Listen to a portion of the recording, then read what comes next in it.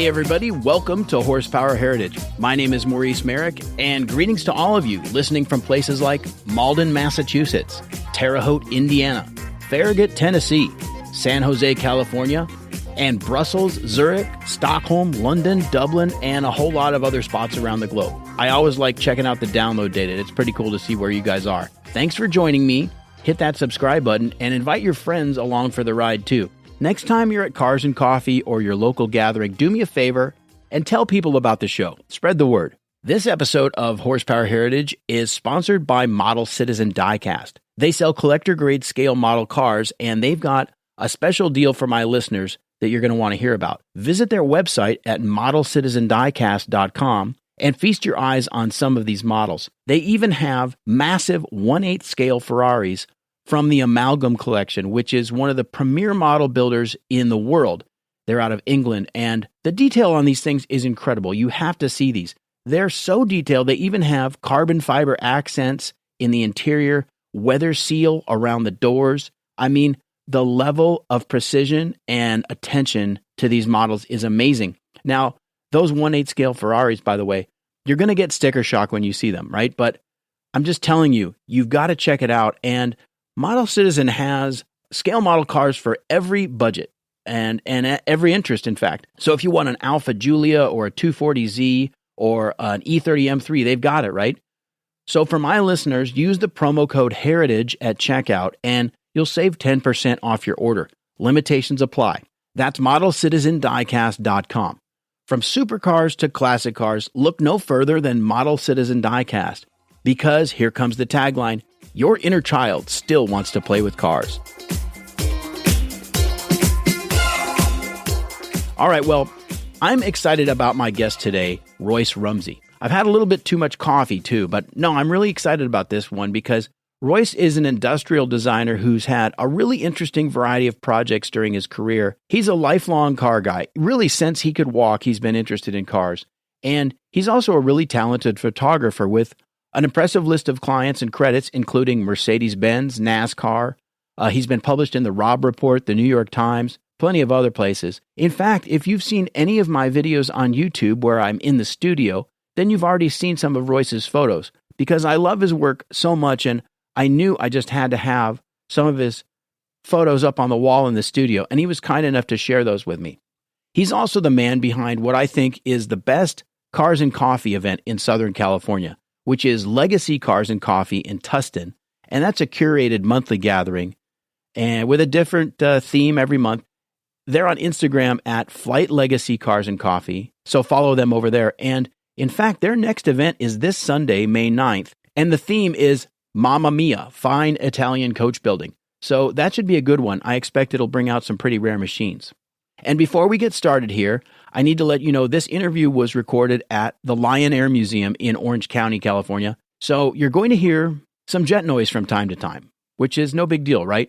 And I want to thank the folks at the Lion for their help with this episode. Anyway, I've been blathering on long enough, so without further ado, I give you Royce Rumsey right here on Horsepower Heritage. Let's hit it. Welcome back to Horsepower Heritage. I'm Maurice Merrick, and we're back at the Lion Air Museum for an interview with Royce Rumsey. Royce is a photographer, an industrial designer, and bon vivant. Royce, thanks for being with us. More bon than vivant, or maybe it's the other way around. Probably neither, actually, as many of my friends will attest. So, you're a car guy, and you have been since childhood. Yeah, I have been. And you got into industrial design as a result of that fascination. That's correct. You know, being around the car culture, if you have any appreciation for the automotive form, one of the things that immediately happens to you is wanting to design that form. I had a situation that happened to me when I was 3 years old. It's one of those memories of life that stays with you, and it was actually a transformative moment. I tell people when talk about raising kids is there are amazing times that happen when you're parenting that to you are a throwaway moment, that to the kid are absolutely life-changing. And that happened to me when I was 3 years old. My father just bought a brand new Chevrolet, and it was a Saturday morning, and like a 3-year-old boy, I'm restless, and my dad was trying to entertain me. And to entertain me, he had the car, the new Chevy, parked out in the driveway for where we lived. And he sat down with a pad of paper and drew a side profile of the car. And I thought that was the most wonderful thing I ever saw in my life. I was just completely fascinated to watch him with a pencil make marks on a piece of paper that resembled what I could see out the window. And from that moment on, that I wanted to draw. I thought that was just like, it was like, Saul going to Damascus, kind of an epiphany situation. And my point is that you never know as an adult when you're going to make that kind of, or anybody else, when you're going to make that kind of impact on somebody's life. If you were to talk to my father right now, he probably wouldn't even remember it. It was just, he was just trying to keep me from driving my mom crazy. So it was, that from that point on, drawing cars became a passion. And were you one of those kids that just any car magazine you could get your hands on? Yeah. My dad, thankfully, was a subscriber to Motor Trend and CarCraft and Car and Driver and of course Road and Track. And so every month when those issues arrived, it was like a monthly Christmas where you would just sit there and absorb everything you could, start to memorize statistics. And of course, like a lot of people that era, at the end of September, we'd go around to different car dealerships when the new models are being introduced and pick up as many brochures as we could. And then you were set for the next few months of just pouring through those brochures and memorizing statistics like a lot of car guys do. What was one of the first cars that you remember in childhood that you could identify? Yeah. There are two, actually. One, it's almost like a scene out of American Graffiti.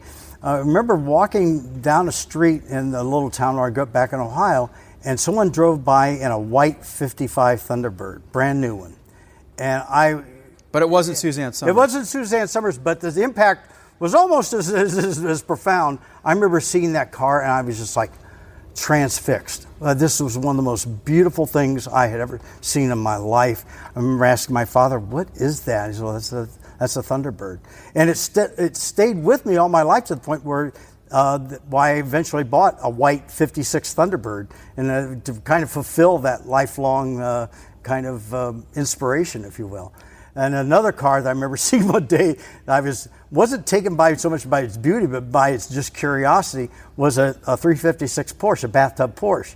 And of course, in Ohio, we didn't see a lot of Porsches, at least in the farmlands of Ohio. And I remember, what is that? My dad, that's a bathtub Porsche. I immediately caught why it was called a bathtub, but and I was just kind of like, that's weird. My father said, "That's a really good car." And I said, "Oh, okay," which coming from a guy of Midwestern background, to have that kind of appreciation for a foreign car, right, was very unusual. It's so funny that you say that, because in an earlier episode I did with John Benton and Kevin Lynch, who are both Porsche guys, John being he has a shop, Benton Performance here. Oh, sure. Yeah, here in Orange County. So Kevin has been a customer, and he's a wonderful friend of John's. Yeah. And those guys are tight. I made the comparison that, these early air-cooled Porsches were like a UFO landing in Nebraska. Yeah, that's not a bad analogy. Such a different animal. It really was, especially to the American aesthetic eye. For a kid so in love with a 55 Thunderbird, and then to see a bathtub Porsche, it was jarring. Right. And of course, my inclination was to kind of dismiss it as just being an oddity. So my father gave it his imprimatur, sort of saying, "No, that's a good car." Right. So now suddenly I'm totally enamored with Porsches. I don't know if this is true, but it seems to me, just anecdotally talking to Porsche guys, that more Porsche guys were directly involved with a Porsche at a very young age. Like, for example, they were driven home from the hospital in a Porsche. Sure. Or their dad club raced a Porsche. Right. And it seems like that's more true than your average Chevy fan or Ford fan. I think it had that kind of indelible impression on Porsche. I didn't have that experience. We were Americana. We had American cars. Right. And, Porsches, for me, for lack of better terms, were almost an acquired taste. For a long time, I kind of like, what's this with this obsession with the? I mean, I get going back to my father's, advice that they were fine cars. I appreciated them, but I didn't have the Porsche kind of enthusiasm that now I do have, right. Because it's one of those brands that the more you experience, the more you appreciate. Like I said, an acquired taste, for lack of better terms.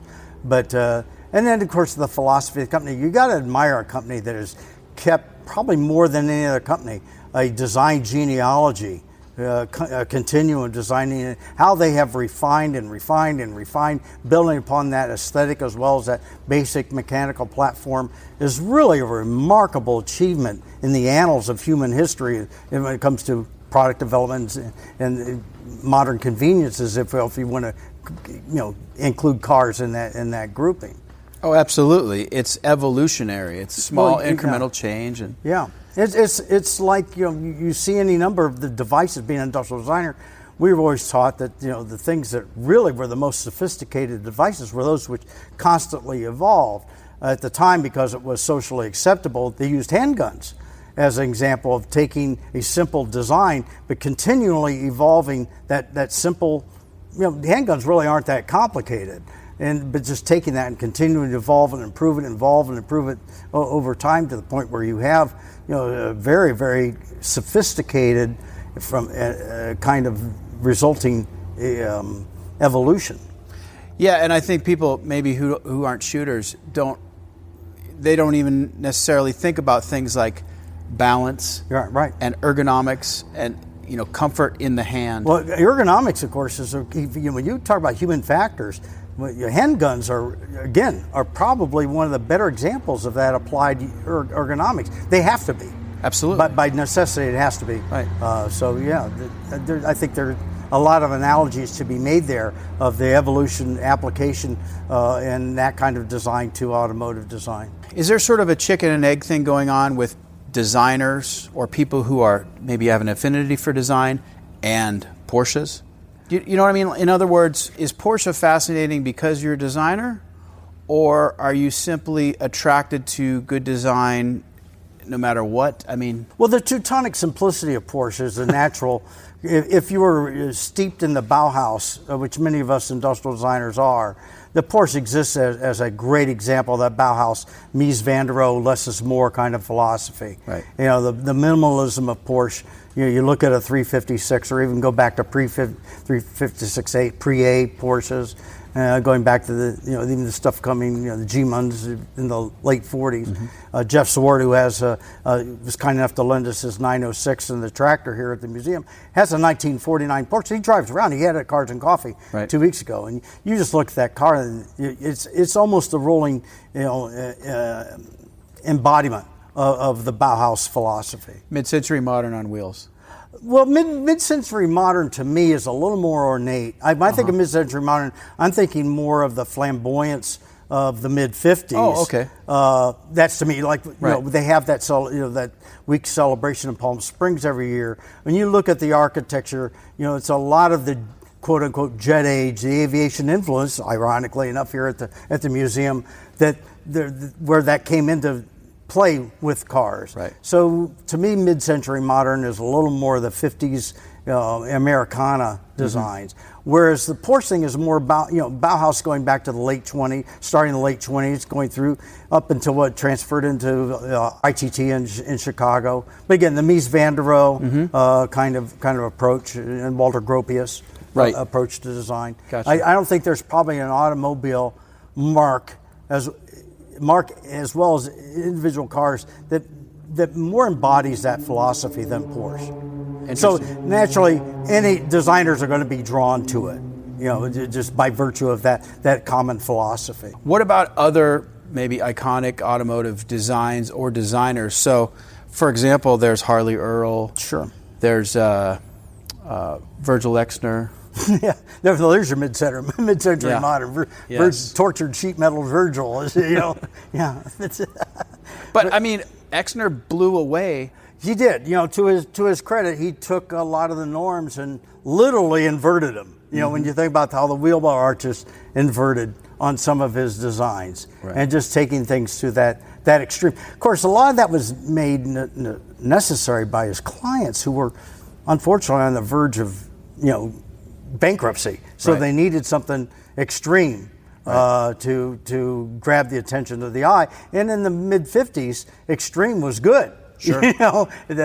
And so they were just looking to push it to the next level. And of course, then Virgil, migrated to Chrysler and made those applications there. And at the time, they were pretty outrageous to a lot of people. Well, just the simple fact of lowering the hood line. Yeah. Compared to what GM and Ford were doing. I mean, revolutionary. Sure. Yeah. Changed the whole American auto industry. Yeah, I agreed.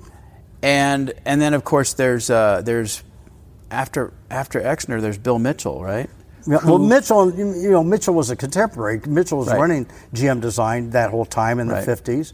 Of course, then you had the individual studio chiefs. Right. And going back to Porsche, you get guys like Tony Lapine, who was a Cadillac designer, who did the 928 Porsche. So Bill Mitchell, GM, who headed up. Then Chuck Jordan underneath him, of course, was a pretty heavy influence on design in GM in the 60s.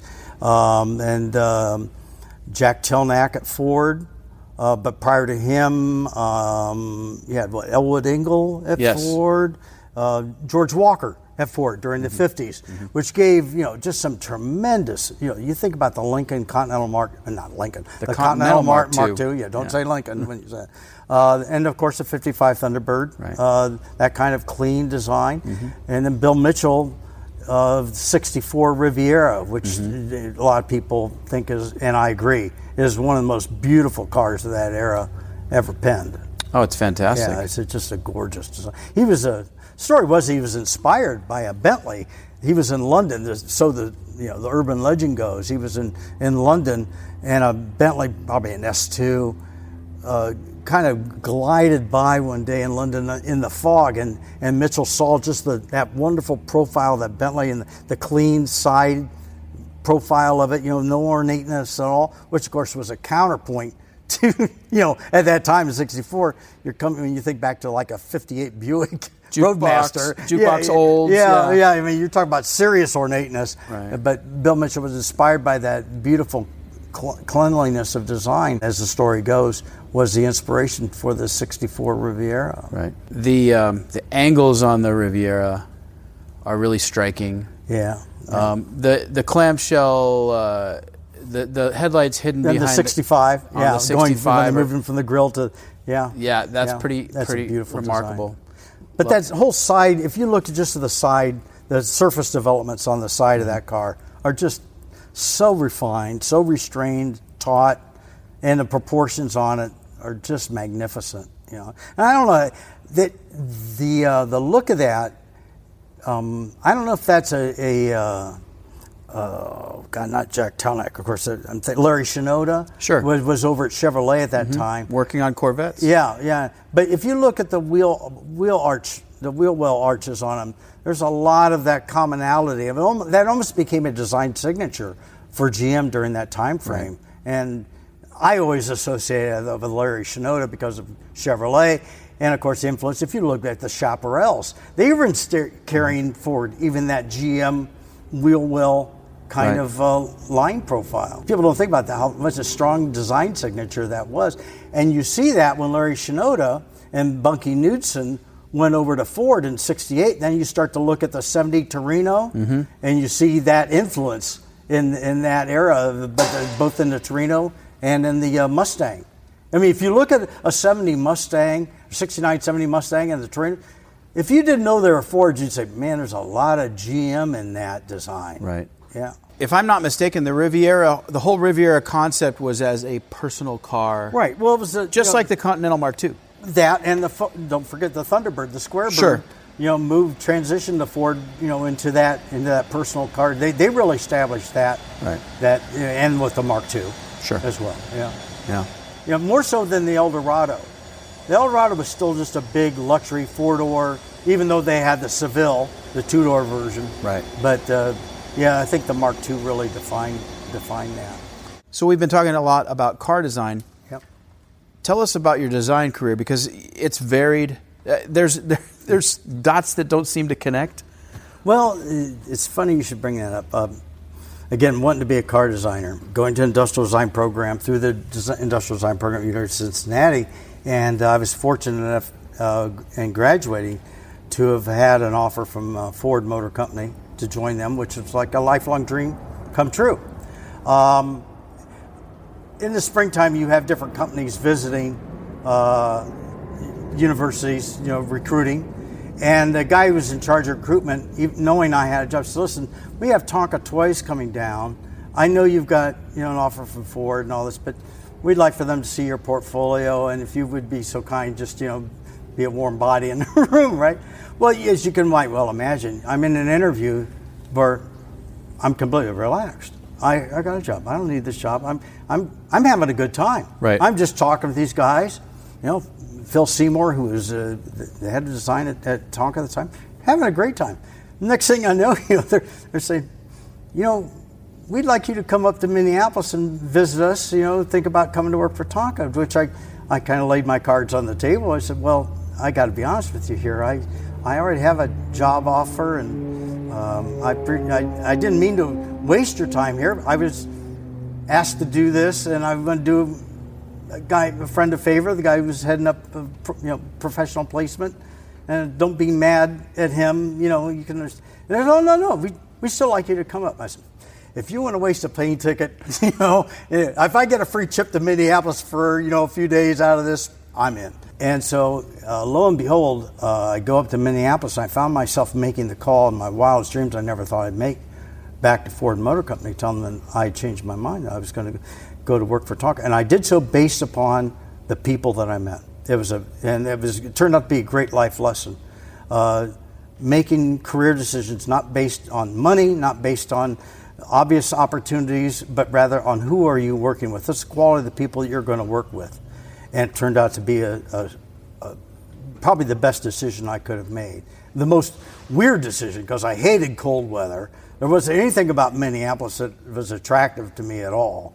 But there I was going to go to there and be a toy designer? That never even occurred to me. And there was a 22-year-old, and in a little over 3 years, I was head of design. Now, what kind of company is going to put a 25-year-old in charge of their design department? Not many. Right. That would never happen at Ford Motor Company. No. Never. Unless my last name was Ford. Right. That was not going to happen. I met people in the course of doing that. In fact, they have a relationship back to Porsche, ironically enough, at my time at Tonka, that have been lifelong mentors, influencers, and friends, and influencers on where I'm at today in my life and in my career. For example, one of the guys that came to work for Tonka after I started there was this lanky, tall fellow moseyed in one day. He's the new head of marketing. It was David Morse. Okay, who's this guy? Comes from Dartmouth. He's got a Dartmouth degree. Okay, Ivy League boy. Here we are in Minneapolis. We don't care for that Ivy League stuff up here. Anyhow, he was a nice guy, and I walked into his office, and in the picture, he had two pictures on his wall. He had a picture of a 911 in a corner with the left front tire about this far off the ground, and a 904.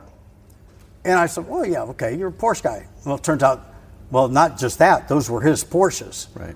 Oh, okay. And then a few months later, he shows up for work in a brand new 930 in a Porsche Turbo, which in 1975 was the hot ticket. Yes. As you might well imagine. And I'll tell you a story about David. Well, it turns out David just wasn't a Porsche enthusiast. He was the president. He was PCA president, which is no small achievement. Right. And close friends with Manfred Yenke, who was head of Porsche Racing at the time. One spring afternoon, we were working on a project, and after Friday, we got out. Dave said, "Why don't you come over to the house tomorrow? We'll just finish up this particular project." And he lived in a very nice area of Minneapolis. I go out to his house, pull up to the house, and there's a 3-car garage, and there's the Turbo, but it's up on 4 jack stands with the engine on a cradle down below. And then I come up and say, "Is Dave around anywhere?" And on the creeper out rolls Dave, right? I said, "What are you doing?" He says, "I'm taking all the catalytic converter crap off this thing." I said, "By yourself?" To me that was, my gosh, you're messing with really some serious stuff here. Right. Yeah. Do you need help? No. When do you think you're going to have this back together? Another few hours. Well, button back up. It gave me a total new level of appreciation for the gentleman I was working with. And Dave and I remained friends up until his death. And he moved out to California years ago, became very good friends in the Porsche community. He lived in the South Bay area of San Francisco. And amassed a real significant Porsche collection. A lot of Ex-Le Mans cars, 91030s, things like that. Very, very significant and great influence on my life. Just that really kind of, there must be something to these Porsches if this guy is that into it. And you would not have had that experience had you gone to Ford. That's exactly right. Now, gosh, God only knows what would happen at Ford. You don't know, but you have to only be thankful for what you do know. And that was a truly, providential intervention, if you will. Because Dave still carries a lot of weight. I run into people even to this day. And to show you his influence on me, one day I went to visit Dave, and this is in the early days of AMG associated with Mercedes.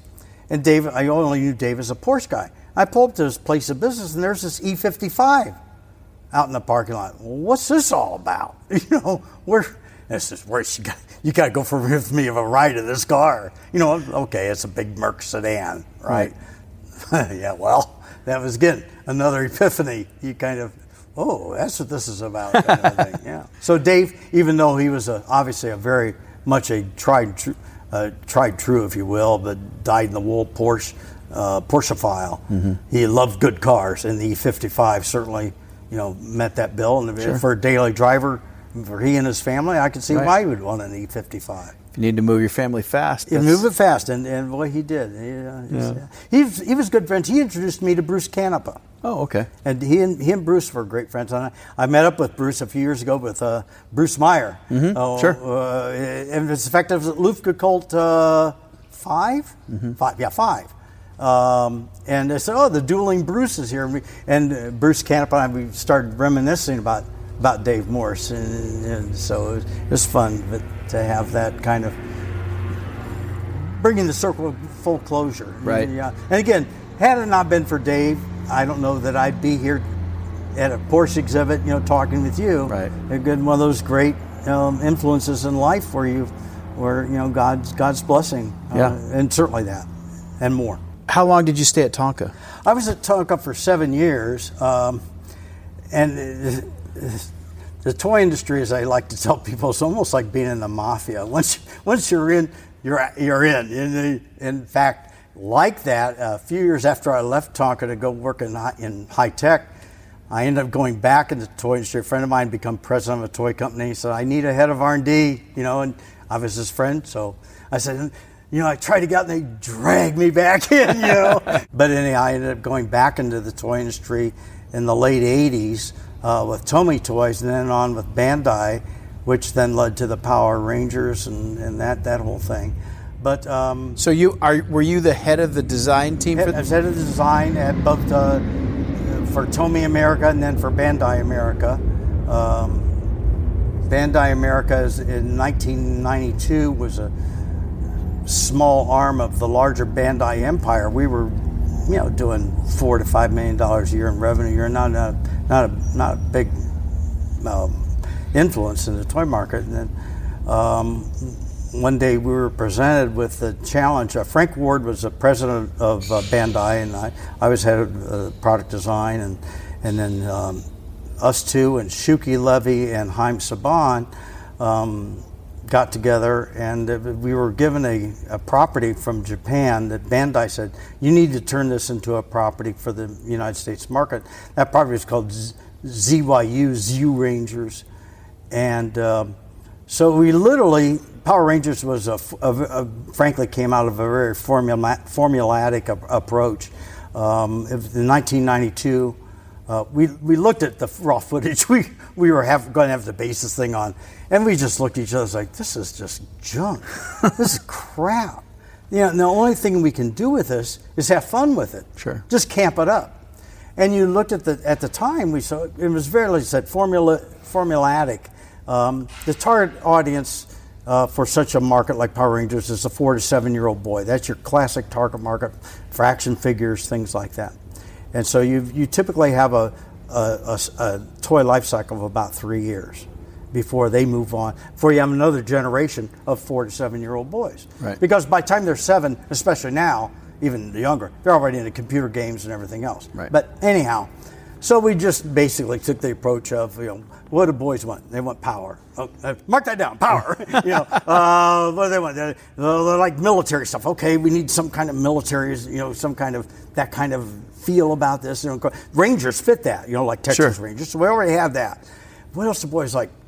Dinosaurs. Well, if you remember at the time, 1992 was the apex of Jurassic Park. Jurassic Park. Right. So you had dinosaurs were on, front and center. Front and center. And of course, and they lived to be teenagers, which is why at that time, same time era, Teenage Mutant Ninja Turtles. Mm-hmm. We just basically took that approach of combining all those things, the transformation, dinosaurs, and teenagers and all that, and that became the Power Rangers brand. Quite a witch's brew. That's why you have Tyrannosaurus Rex. Becomes a Red Ranger. That transformation, and right. The White Ranger was the I think the saber-toothed tiger.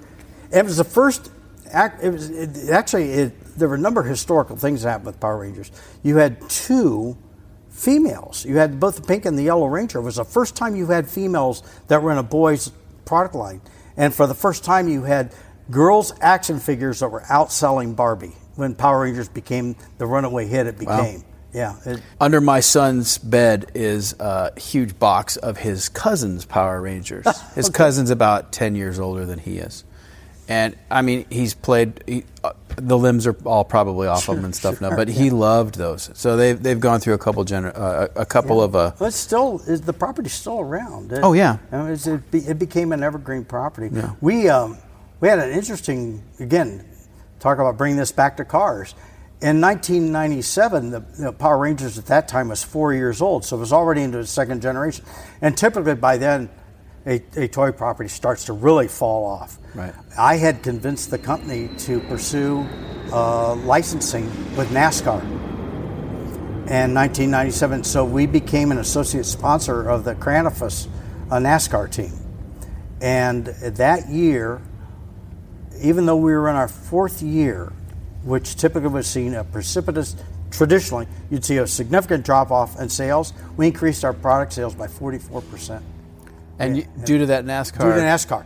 We would take the Power Rangers. I had one of the most fun years of my life was 1997. Every weekend from February until November, I'm going to a different NASCAR race. I'm going all over the country.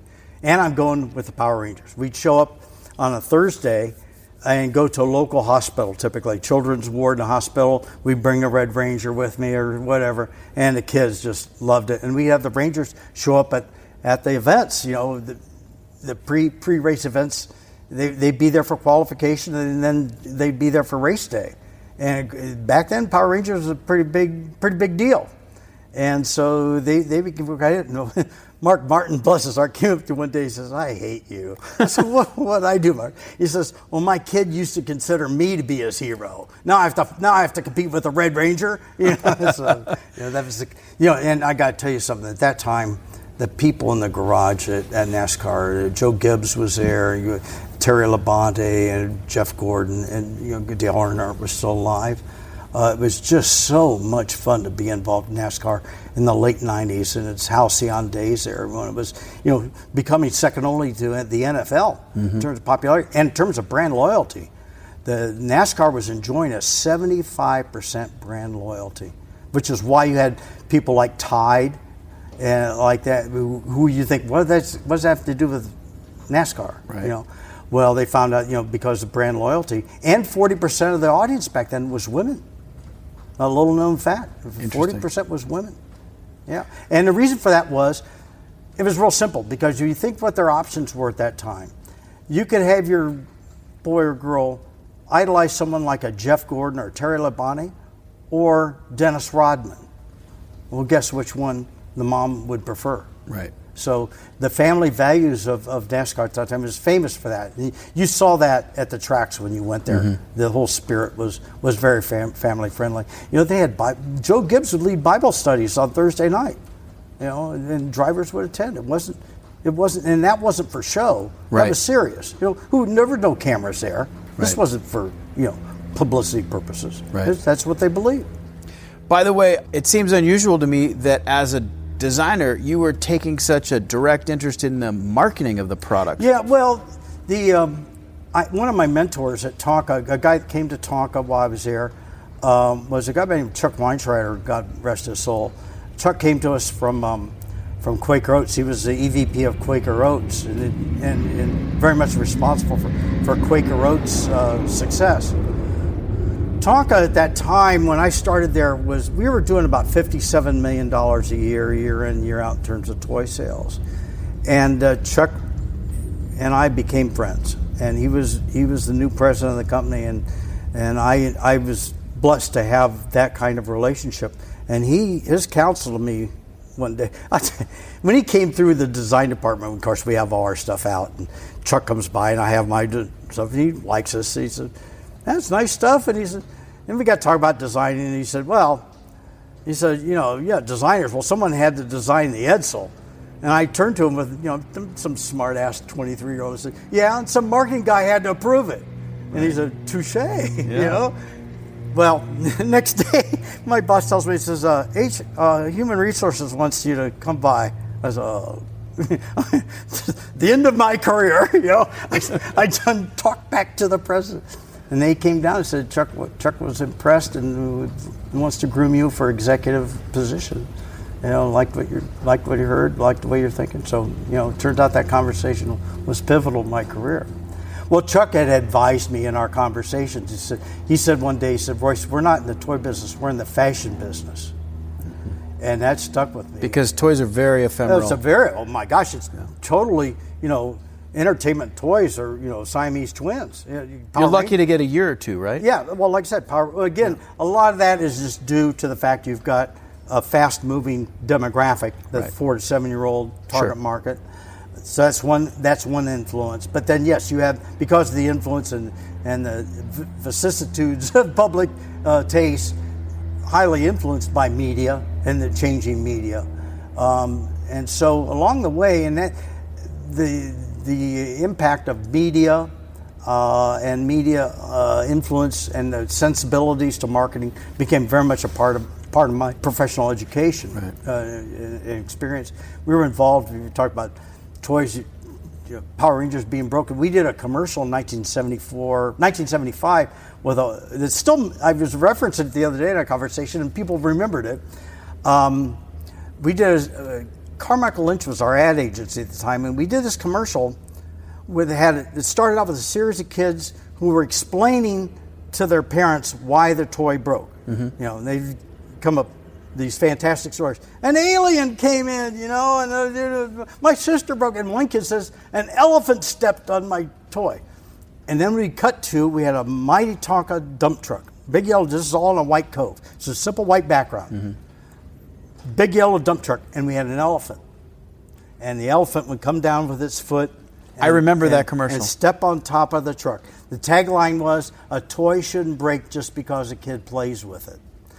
That philosophy in my personal life then guided me towards the work I did for the Defense Department in battlefield trauma equipment. A medical device shouldn't break just because you're using it, kind of an approach.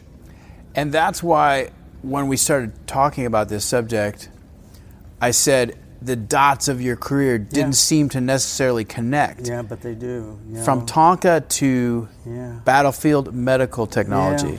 Well, again, it's providential. When you design toys, as I used to say to people, you have to design a product that's going to be abused by somebody who's never going to read the instructions. Right. And it still has to work. Because as soon as it breaks, it's not working, kid's done with it. Goodbye. Right. So no matter how good your design is. So that became the design philosophy. Certainly at Tonka, the toy shouldn't break just because the kid plays it. And then when you're charged with coming up with designing medical products for battlefield trauma, That's a situation no one's going to read the instructions. You don't have time to read instructions. You better design something that's so intuitive they can look at this product, figure out how to use it, and abuse it, and will still work, because somebody's life is going to depend on it.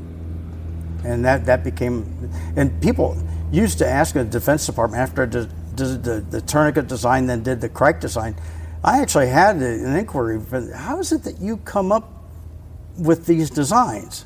I said, well, it's because I'm a toy designer, and you could, the quizzical looks like, what? And I explained just what I said, because just like with a toy, you have to design a product that's going to be abused by somebody who's never going to read the instructions. People are definitely aware that a lot of technology in the last 20 years has really increased the survival rate for battlefield casualties. Which is why you see so many soldiers now with missing limbs, right, that you didn't see up through Vietnam, right, because before they would have not survived. Correct. Yeah, the technology and the care has improved so much that those people who would have not lived are now living. Mm-hmm. But yes, that's the survivability coming out of the Iraq conflict, Iraq War, is much higher than it would have been 50 years ago. And basically, you're responsible for some of the technology that allowed combat medics to stabilize the patient and buy time until they could get to a surgeon. Yeah. Well, I have a great team of people that I worked with. I was very blessed to assemble and bring to these challenges. After I left Tonka, got out of the toy mafia, came to California to work in high technology. One of the first things we got involved, I was blessed enough to become involved with, was non-invasive imaging.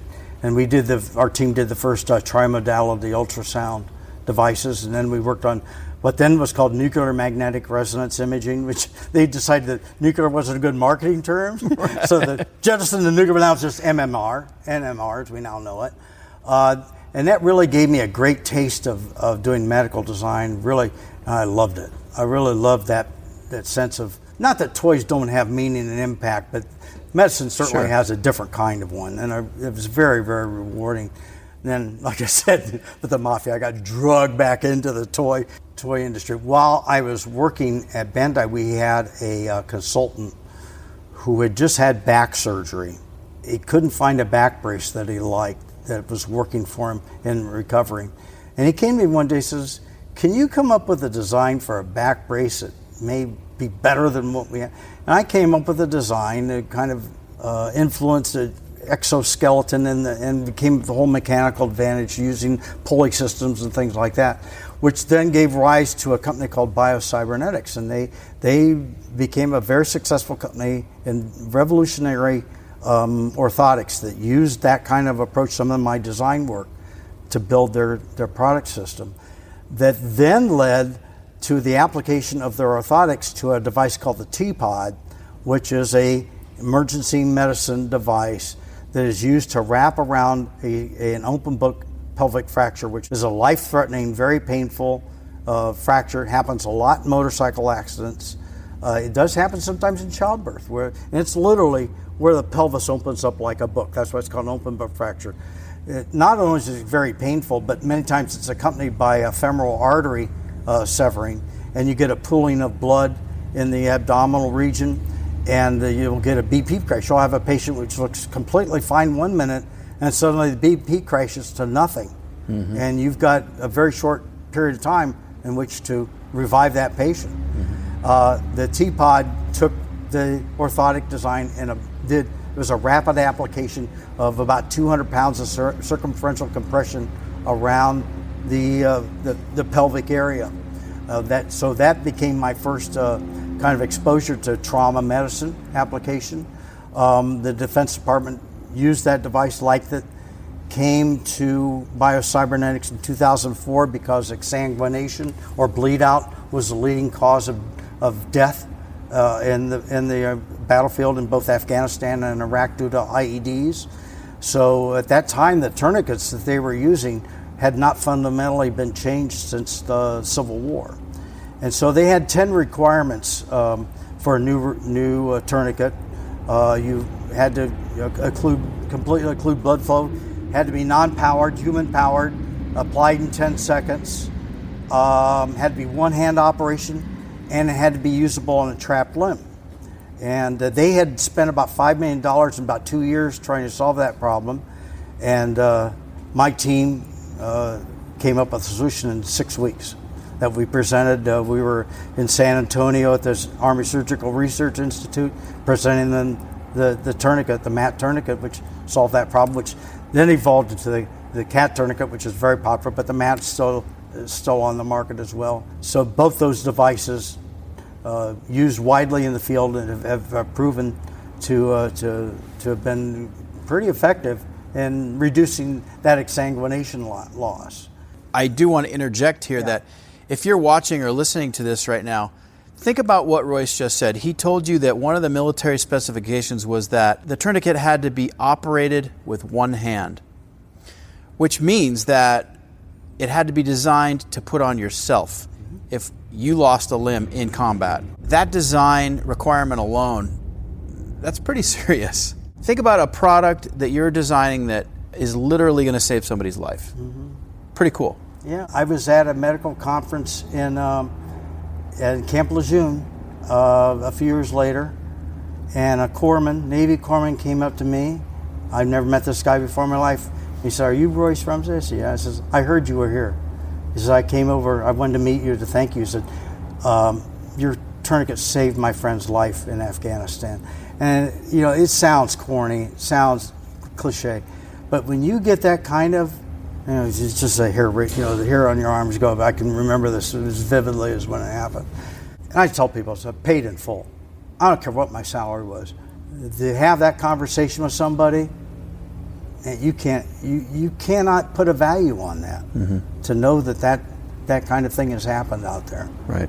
You know, so yeah, the rewards of being involved in medicine are far beyond any material value that you can have, in my estimation, my experience. Right. Yeah. That's rewarding, but when it comes back to, I mean, how many people would approach you and say, "Hey, I wanted to tell you that toaster you designed really changed my life." Right. Yeah. You know. Yeah. So that's pretty cool. Yeah, it is. It's very rewarding. As a designer, is it interesting to be able to consider the wide variety of materials? It is. And the materials were critical to the tourniquet design. One was Delron 66 or Nylon 66 or Delron, which is a military grade plastic nylon that has a great modulus. It's very stiff, very strong, but it has a great kind of elasticity to it and memory. And because that, we created the tourniquet as a seat clamp, a flexible seat, that this gets back to the one-hand application. So I could put that on a leg, on a thigh, on a 39-inch thigh, and it would stay there. Right. Boom, put it on. Okay, now it's clamped on.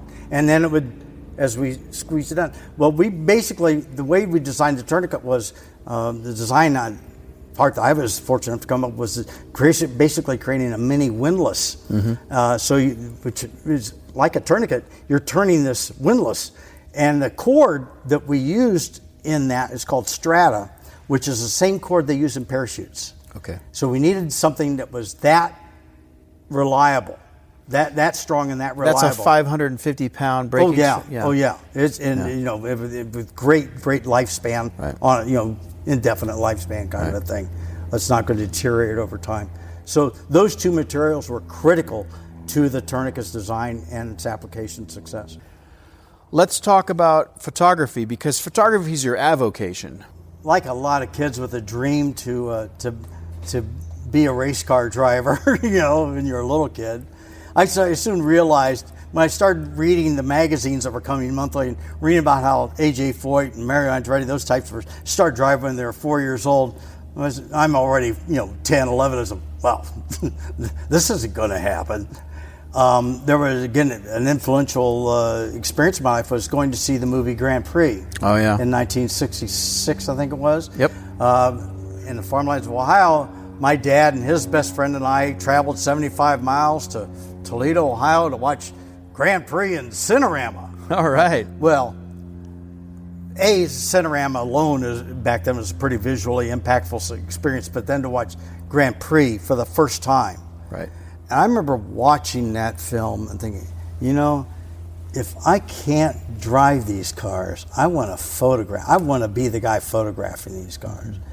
And well, it turns out I ended up, the still photographer for John Frankenheimer, the director of Grand Prix, was no less than Jesse Alexander, the great, legendary Formula One photographer for road and track. And I ended up becoming friends with Jesse Alexander.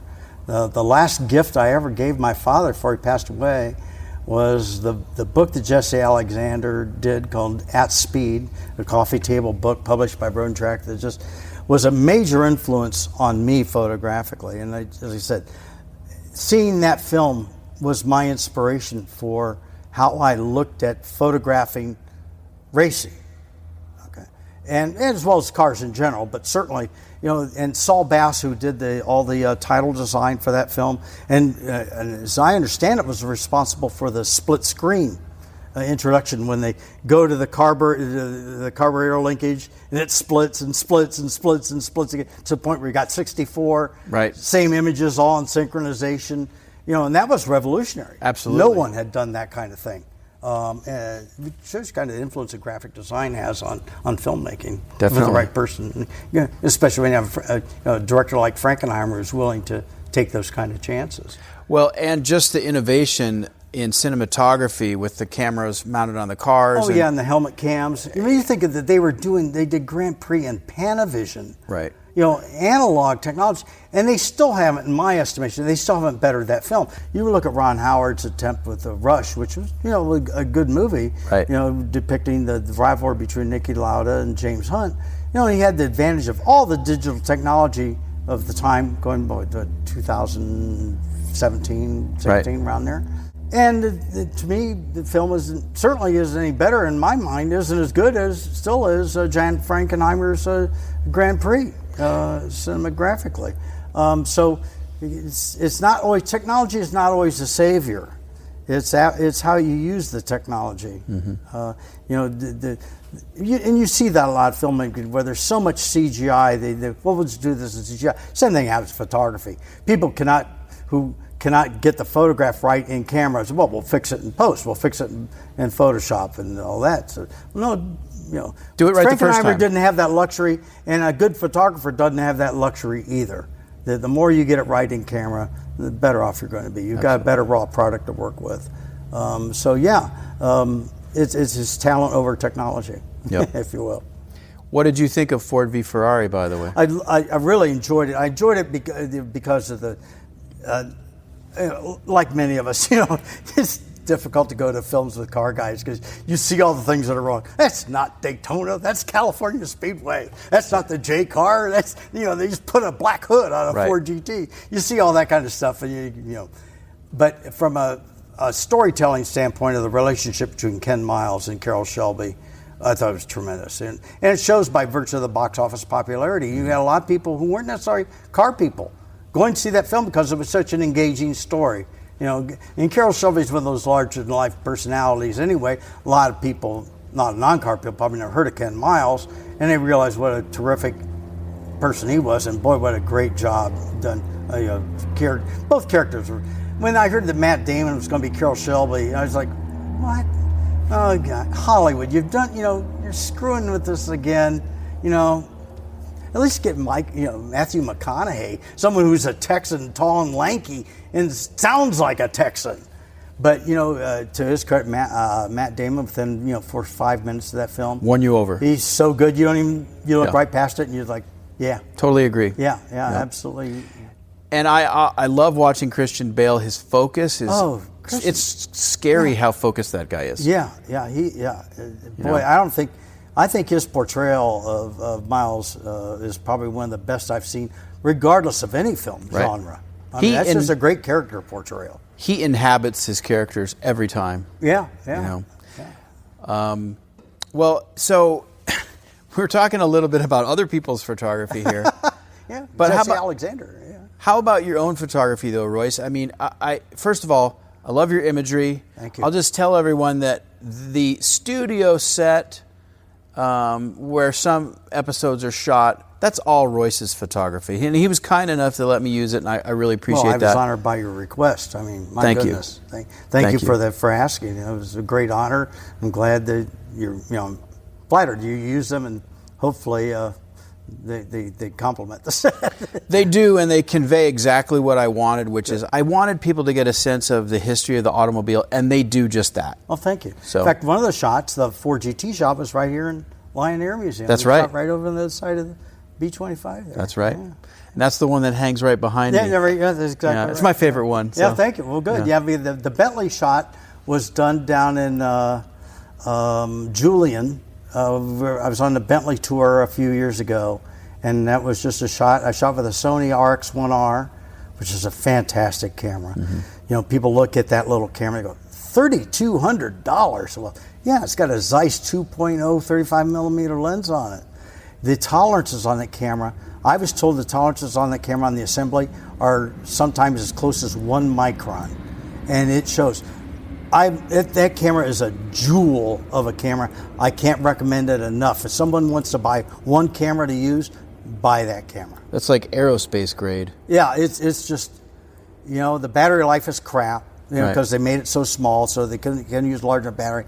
But the image quality is just astounding on that little jewel of a camera. It's nice to. I've actually loaned mine to use to people who go to concerts and places where they will confiscate cameras, and the security guys see that little camera and they're, oh, that's okay. Yeah. How serious? Right. Not realizing you're going to get a 42 megapixel full frame image with a Zeiss 2.0 lens. So tell me about shooting these cars. What's your approach? It's interesting you should ask that, because I get that question a lot. I've ended up getting a lot of clients who came to me after watching me shoot. Mercedes-Benz started that. My relationship with Mercedes-Benz started that way. I was at Pebble Beach one year when they had the Silver Arrows, and I'm taking photographs, just doing what I do. And after a while, this young gentleman came up to me and says, we've had a lot of photographers in here shooting, but no one's shooting the way you are. Do you mind if I take a look at your photo? So I turned my camera out. It was a Canon 5D Mark II, I think, at the time. Turned the camera around, the LCD display, and start rotating through the image. Said, Said, by the way, we're going to have these cars down on the field later on this afternoon. Would you mind coming down and taking some shots for us? You're not going to ask me twice. What? Silver Arrows down on the grass in front of the water?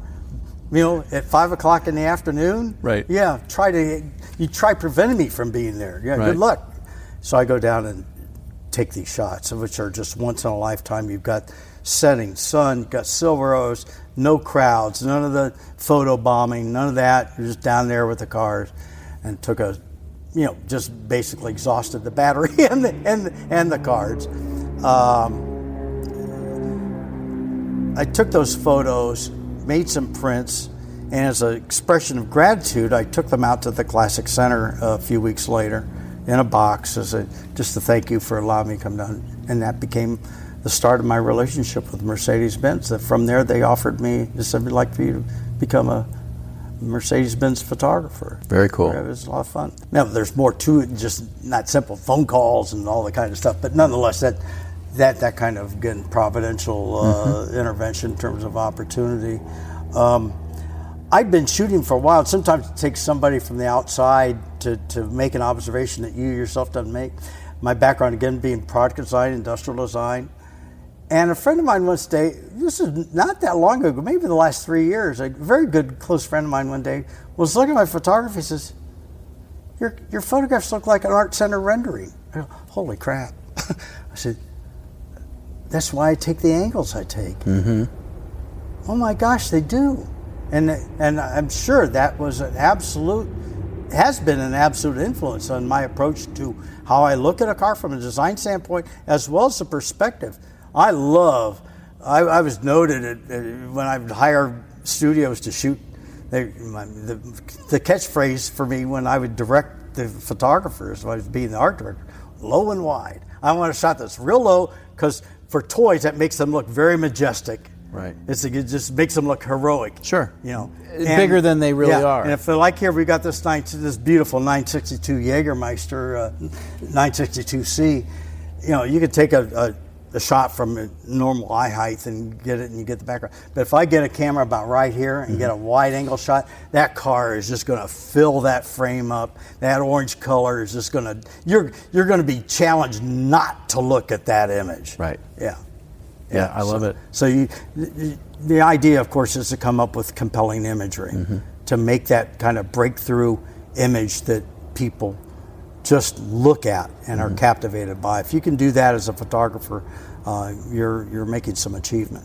Automotive fashion photography. What is that? Well, as I said before, earlier in the interview, we talked about a mentor of mine saying, when I was a designer, you're not in the design business, you're in the fashion business. We're in the fashion business. And if you look back at the history of automotive design, from a marketing standpoint, fashion has always been an integral part. Even going back to the 1910s, they started introducing fashion. Henry Ford, of course, is famous for any color as long as it's black. But when it came to doing their brochures, especially on the higher end cars, fashion lifestyle became important. Fashion, cars are a very romantic product. There's a romance with the automobile. Well, and also the concept of moving up the ladder. I mean, for example, Willie Durant came up with the whole idea of a hierarchy of brands for General Motors. Yeah. That ties in. And came up with the art and color division of General Motors. It's okay, we're just going to have to deal with jet noise, right? Well, Edsel Ford was busy trying to get his dad to move forward. He was stuck in the Model T design with the black. Right. The visionaries at General Motors were doing art and color and seeing that. And you saw that also true in the independent brands in the 20s. I mean, you look at, the independent coach builders were all about color and design. Absolutely. So that had an influence down into the more general mass market cars. Eventually, the Model A Ford finally came out with the nice. You saw beiges and creams and some greens were normally black, and certainly by the Deuce, you had a pretty good color range. General Motors had already been there. But certainly in the late 20s, you look at Duesenberg's, Cord, all the coach builders, Bowman and Schwartz, Waterhouse. Well, and I'm thinking even more the French, the Delahaye and Fagoni and Fallaci. Fagoni and Fallaci, of course. Talk about fashion. Yeah, well, that's exactly right. The fashion has always been an integral part of the car experience and as well as its influence. So to not include fashion considerations in car photography, to me, seems like a strange thing to do, and why wouldn't you? Right. So part of my initiative, if you will, in car photography in the course since I've been doing it professionally here for the last decade or so, has been to try to integrate fashion photography into the milieu. I have a separate Instagram page. It's Auto Fashion, and it's all about just fashion and photography. And the female form, of course, has always been a great inspiration for art, through millenniums, right? So no surprise there. And integrating fashion and fashion lifestyle into the car marketing, in both the car design as well as the marketing of it, is a natural combination. So when you get the likes of a Eugenia Kuzmina or Brandy Banks or Elena Ilnitskaya, who you met earlier today, you put a beautiful woman, even in proximity with a car, you're going to get a good chance of creating a compelling image, regardless who's doing the shooting. You've got. I tell people, I'm always so amazed when people always say, "What a great photograph!" I said, when you have subject matter like this, when you got a Porsche 962, in a few days we're going to have Elena Ilnitskaya in here with this car. Well, come on. You give a monkey a camera, you're going to get good. Something that people are going to want to look at. Let's remind people of your Instagram pages just so they can check it out while they're listening. Thank you. I've got one page that is devoted to automotive fashion. It's called Auto Fashion. So Look it up on my phone. Auto Fashion by Royce R. 924. Okay. Auto Fashion. And when we do fashion photography, it's not bikinis, it's none of that. It's all, we tend to do haute couture kind of stuff. We want this to be, these kind of cars have an elegance and sophistication that demand that kind of reverence. And we want to carry that through. We're not here to cheesecake it up and demean either the woman or the car. What's your feeling on the whole hot rod pinup angle on photography? Because I think that can be very well done. Well, but that's a different culture. Sure. Again, the whole hot rod culture is immersed in that kind of adolescent. Well, it's an adolescence kind of approach, a rebel without a cause kind of approach. But you bring up Rebel Without a Cause. Think about that. Natalie Wood looks darn good in that film, and she's never in anything other than full sweater. We talked earlier about the '55 Ford and Suzanne Summers in the '55 Ford. Do you see any skin? Never. Right. Never. It's all about attitude. So you've done that kind of those hot rod shoots. We do the hot rod shoots. We're here in California. Hot rods are part of the culture. Sure. So Royce, I know you make the rounds at various auto events and tours every year. And well, that's a result of friendships and relationships. I've been able to develop. I'm fortunate enough to be of a demographic where guys who have car collections can relate to me. We can talk about things of common experience, of common knowledge amongst us. So I've been very, very fortunate to have friendships who have wonderful car collections, which has then led to me being invited to go on tours as a photographer. Right. I've done tours with Bentley Owners Group, Rolls-Royce, Ferrari, Porsches, and I really love doing that kind of photography because it's in situ. You get a chance to shoot these cars actually being driven. When you do a studio shot with a full cove and what have you, that's white Cyclone. There's not a whole lot of distinction. Yes, you can do technical things in terms of light and color and things like that, but it's still basically a car in a cove. And I've done cars in a cove, and it's fun. I mean, you can get great shots. Whereas shooting a car in particularly if you're lucky enough to be driven around like we did shooting Death Valley with Rolls-Royce Silver Ghost a few years ago. I was just going to say that's probably my favorite series of yours. Oh, thank you. Wow. Yeah, the cars come alive, and part of it is because those cars are old cars. I mean, you don't see those cars on the road. Let me tell you a story about that. So I'd already done a few tours. I've been on the Colorado Grand a few times, which is a great event. If you ever get a chance to go on Colorado Grand, go. I'll take it. It's great. I've been doing Mercedes tours, things like this. So I get invited to shoot the Rolls-Royce at Death Valley a few years ago. Sam Mann is a great car collector. He's won Pebble Beach 4 times, a wonderful guy, wonderful friend. Ironically, also an industrial design graduate from University of Cincinnati. I found out doing a Hispano Suiza tour. What do you know? Yeah, who knew? I arrive at the hotel there at Furnace Creek, where they've got now 20 Silver Ghosts assembled. Now, these are all cars built from 1908 to 1926. This is in 2017. So these are cars, all these cars are 100 years old. Mm-hmm. And I get out there, meet up with Sam, I see the cars assembled. I said, where's your chase vehicle?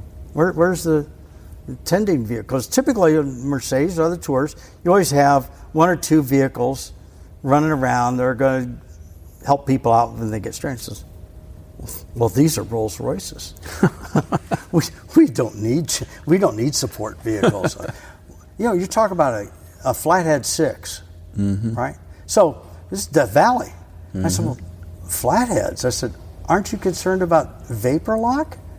He said, no, these are pressurized fuel systems. How foolish of me. I'm feeling like an idiot. Right. Of course they are. They're Rolls Royces. Even though they're 100 years old, they're pressurized fuel systems, right?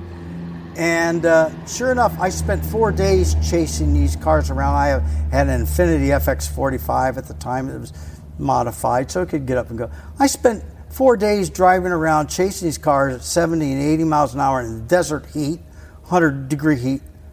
Not one of them broke in 4 days. Nothing. Remarkable. Sure enough, Sam was right. That's why they're Rolls Royces. Right. That's why the mark has the reputation that it did then. That's why guys like Lawrence of Arabia, why you saw those cars in giant out in ranches, wasn't because they were expensive cars, it's because they were reliable. Right. Those are the cars that would would work for you. They were working vehicles. Yeah, the Rolls-Royce armored cars from World War I are pretty impressive. Yeah, it's an amazing piece of engineering and manufacturing. And Silver Ghost, like so many car names, that was not a name that Rolls-Royce gave their cars. That was a journalistic name. Right. Just like Silver Arrows was not a. That's right. Pagoda wasn't a name and neither was Gullwing. That's right. Those are all brands that were established by virtue of the public response or the press media response to the cars. Absolutely. Yeah, that is my. I mean, I love all your photographs, but that one those cars come alive. Okay. And to see them underway, I mean, there's so much motion in those still images. That's what you captured. Oh, thank you. Very cool. Plus, everybody in the car's in period costumes, I think. Well, some people are. Some people are. Yeah, okay. Not everybody, but of course that helps. Yeah. You get some of that at Pebble on the ground there. Sure. And that's more and more the case every year. You find more and more people being dressed in period correct to their cars, which is, again, that's bringing the whole fashion thing back into play. Right? By the way, Royce, have you been to Villa d'Este yet? I've not been to Villa d'Este. Interesting enough, we had 250 Europa GT here at Lion last year that won Villa d'Este. Oh, okay. Yeah, Ken Roth, who's a local collector here. I've not. That's a life. That and Goodwood, of course, are on my need to do list. I may end up going to this year for the first time the Mille Miglia. It's one of those things. I think it's all over, but the screaming right now for me is just a matter of getting out the credit card and saying, okay, let's go. Can I hitch a ride in your luggage? Yeah, really. I just need to think about who I could take along that's going to speak fluent enough Italian. Parlo italiano, amico. Oh, well, there we go. I think I found my guy. All right. Yeah. Royce, you have a deep involvement also with Lion Air Museum, which I think we can't ignore. Yeah, I've been very fortunate. I knew of the Lion Air Museum when it opened, and their first exhibit that they had here was a General Lions in Duesenbergs. So I came over, came into the museum. It's a beautiful facility, and he had 10 Duesenbergs around. We didn't have platforms then, so they're just on the floor here. And he had the gurney nutting, that beautiful Maharaja black, boat-tailed black with the orange, sitting right here where the B-25 is, in that window light. It's just, from a photography standpoint, you go, oh my gosh, I'll just stay here for the next day and shoot this car. So I started shooting, and then because of my association with Mercedes-Benz, they had an exhibit here about 4 or 5 years ago of General Lions Mercedes-Benz. And so I came by and introduced myself as a photographer for Mercedes-Benz, and I was shooting for Mercedes Star magazine. I said, I'd like to do a shoot here. And they said, oh, okay. So that was one of my first articles. I've now been published over 22 times. I'm an ongoing photographer for World Magazine out of New Zealand, which is a real high-end luxury lifestyle quarterly, like Rob Report on steroids. I'm on their masthead with Peter Lick and Annie Leibovitz.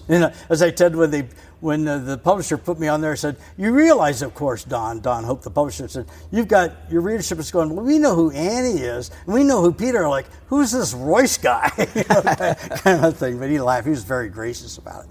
So we have ongoing photo articles in there. For Star magazine, the German Mercedes magazine. Right. Motor Trend has picked up some of my stuff. I also shoot for a new Canadian publication called Motology. We did our first article, cover story article, in their most recent issue, and we're going to do an article about this exhibit.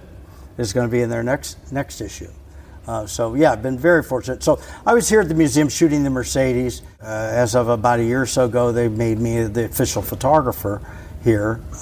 So I've been fortunate enough to continue that relationship.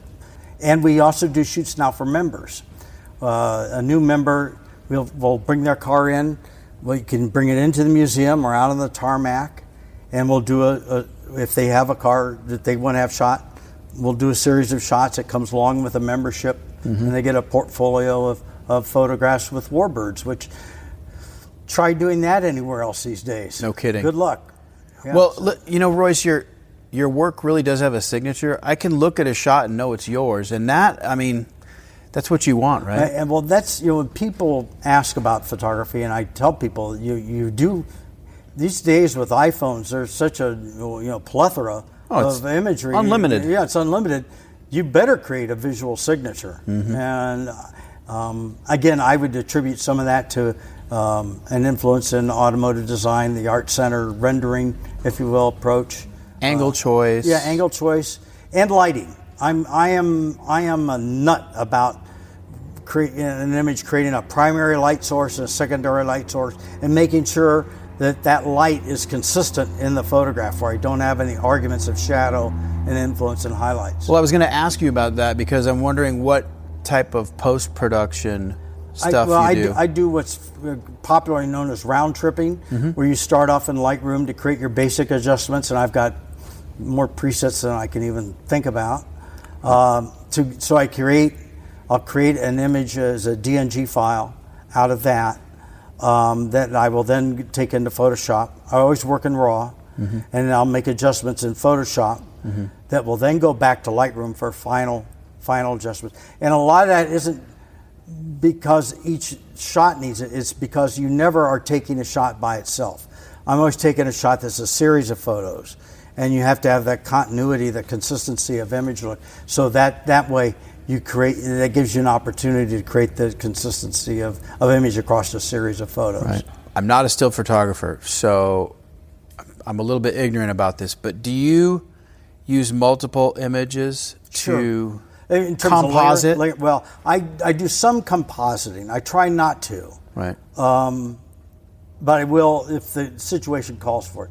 Now, I will go into a photograph and eliminate things using stamping, cloning, that kind of thing. For example, we've got, like these stanchions around here. Sure.